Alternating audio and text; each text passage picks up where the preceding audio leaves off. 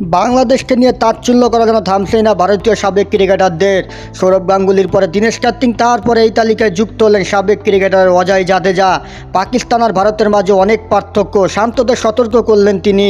ভারতের বিপক্ষে বাংলাদেশের টেস্ট সিরিজের আগে বারবার চলে আসছে পাকিস্তানের নাম, কারণ সদ্যই পাকিস্তানের মাটিতে টেস্ট সিরিজ জিতে ফিরেছে টিম টাইগার।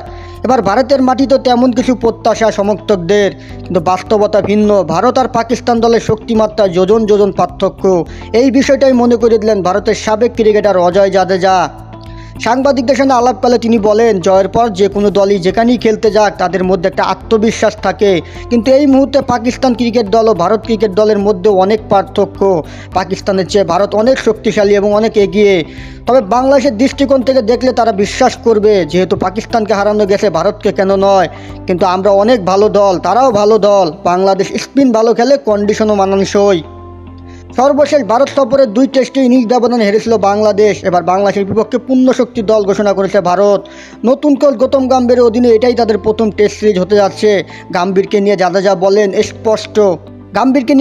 বলেন এটা স্পষ্ট, গম্ভীর কৌশল ও আত্মমনোক্ত কোচ। ও নতুন কিছু চেষ্টা করবে, ওর যেটা বিশ্বাস সেই অনুযায়ী কাজ করবে। বাংলাদেশ ভারতের কাছে পাত্তাই পাবে না বলে উল্লেখ করেন অজয় জাদেজা।